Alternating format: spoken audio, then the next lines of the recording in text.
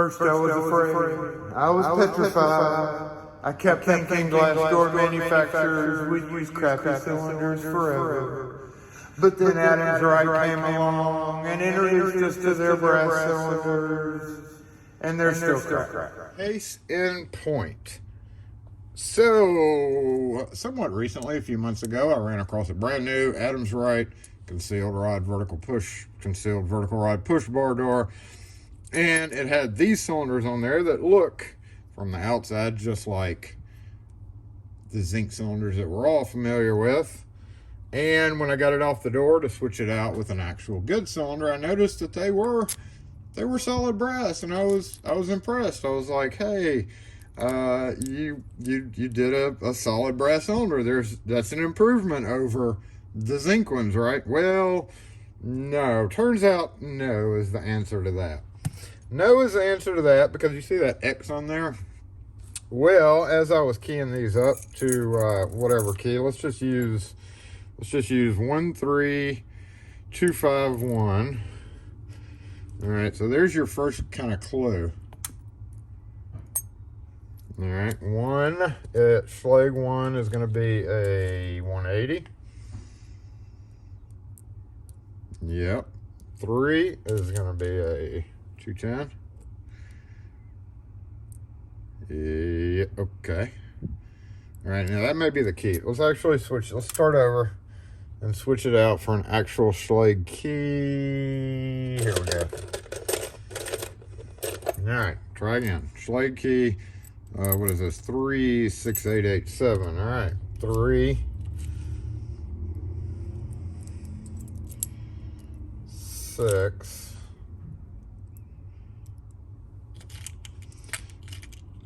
8.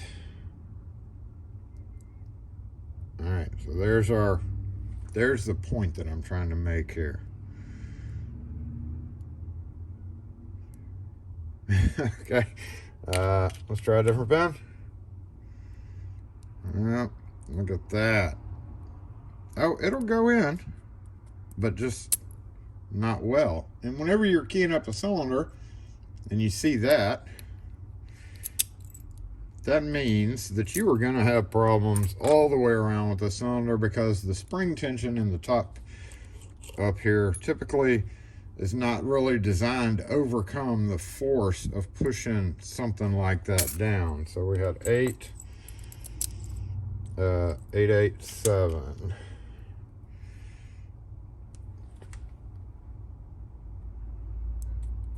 8, 8, and 7, and you can actually see it kind of sticking off. Ooh, that 7's real. Okay, there we go.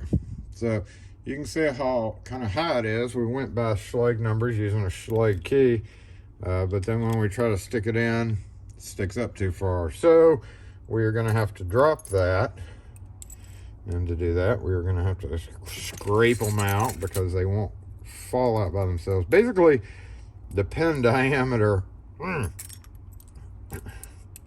is too small, so then we would knock it down. Usually, and it's not uncommon, especially on Baldwin locks, to have to knock down your Schlag to the one down next to it. But as we go through here, we'll see 3, 6, 8, 8, 7. We can knock down the first few 6, but it progressively goes back up. So when we get down here to, oh, that's not an 8, is it? Okay, 8, 8, 8, 7. All right, we still see it's still too far up. Yeah, so these cylinders, while you may take them off the door and think to yourself, oh, look, we got some solid brass cylinders finally. We don't have to deal with this silly crap. We all know about how that is. We never quite figured out. I guess it's cheaper to do that with the open. But when you're master penning, and I'll show you this, the thinner master pens like to do funny things. And we see this X on here. I've actually got it keyed up to one of these keys. This one. Look at that. It's tight right there. And then when we get to the bottom side, we can see kind of these cap pins. I guess they drill from the bottom, but like it catches real bad right there. Now on certain doors, you do have to rotate the key 360 degrees. Let's take this out, see what I did here. We've actually got that knocked down 2 steps. So instead of a 210, we're using a 204. But as it gets towards the end, you have all the purple pins, which is 2 steps down from the green in a lab kit for the Schlage. We have that one still sticking up. That is because it's just, they're still crappy cylinders. I would honestly, at this point, these 3 worked okay. The one with the X on it does not work good at all. Even if maybe we can knock this last one down. Let's see, what was the last cut here? Was 8. We had put a 279. Maybe go 276. Maybe. Looks like these are scratching a little bit too along the top. So let's see if we can get all of them to work right. And really this throws a hitch when you're rekeying a bunch of locks. If you have to come through there and fiddle with this crap to make it work by dropping pins, and it adds to the problem of rekeying. It makes rekeying take longer. So we'll try going down 3 full steps to see what happens. I'm probably going to X this one out no matter what. And then here. Let's see if it's any smoother. Okay, yeah, it is a little bit smoother, so I may not X this one out, but you get the idea. Compared to these that actually the pins drop down in, I mean, you know, they're not great, but in my opinion, they're better than these brass cylinders. So we're going to drop some master pins in here to show you what I'm talking about. And at least these crummy cylinders actually key up correctly for the most part. I am using silver instead of the green, or 207 instead of 210, or 3/1000ths shorter. But when you're putting in the master pins for these guys, you go and you drop them in, boop, just like that. So that one worked okay. Let's do this one. Doop.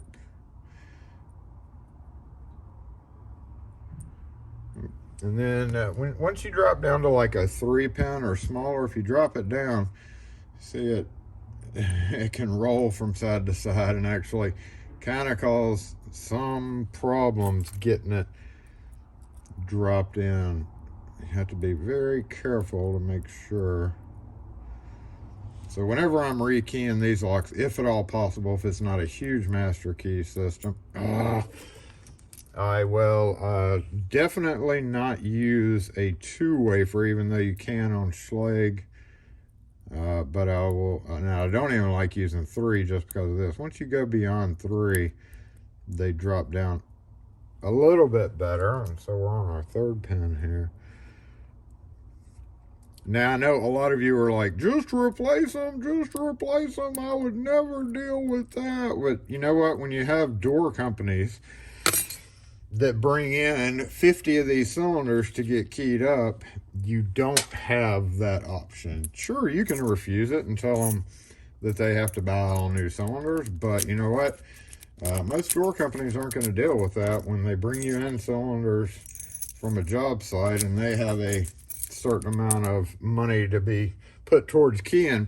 They're not going to say, you're not going to be able to convince them to switch out 40 cylinders for solid brass, even though yes, that is the preferred way to do things. Mainly my point of this is, yes, you can key these up. Everybody calls them junk cylinders, but honestly these new ones from Adams Rite is what I'm primarily seeing them on. they're even worse. They may be solid brass, yeah, but if they can't get the hole diameter, you know, if they're that inconsistent, every one of these I had to drop by about 9 thousandths out of a 3 thousandths kit, and half of them, the pins, I had to force them down in. Now, sometimes you do have to come in, and it may help to like chamfer this off, but all in all, the whole point of this is when you're rekeying a bunch of these cylinders, they're gonna give you problems. So I just wanted you to watch out for that. Let's see if we can clean this one up enough to work.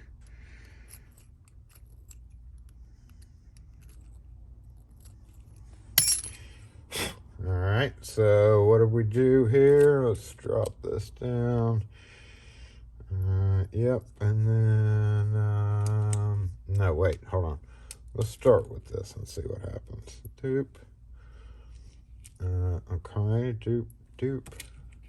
Smoothing the top out helped a little bit, feels like.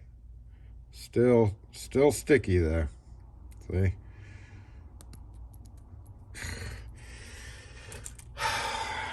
I don't get it. Why can a multi-billion-dollar company think that either of these things is a good thing to have to do? Like, do you not do your homework, or do you just buying literally from the cheapest lock cylinder manufacturers? If this is your manufacturer, you ought to be ashamed of yourself. Also, Adam's Rite, because this is just ridiculous to have to deal with. For what, 70 plus years, there has been standards in place for pins, for pin diameters. And then you're going to come along in 2023, which is when I first started seeing these, this year, and put out some crap that just doesn't work right. So anyway, long story short, you are far more than likely to have to replace these cylinders with something like that, or real cylinders, you know, actual GMS or LSDA or Ilco. See how it's kind of catchy? That's because that pin is just not smoothly dropping down. Anyway, just something for you to watch out for when you get on site to rekey a bunch of new glass doors. You know, it does help to lube it and then just tell them, you know, you may just have to work it a little bit to make it smooth. But I just wanted y'all to be aware of the fact that just because you see these brass cylinders doesn't necessarily mean they're good brass cylinders. You may end up still having to swap them out with an actual good. But come on, Adam's Rite, Alice Aboy, this is ridiculous. This is just a dumb problem for you to put on us. Come on now.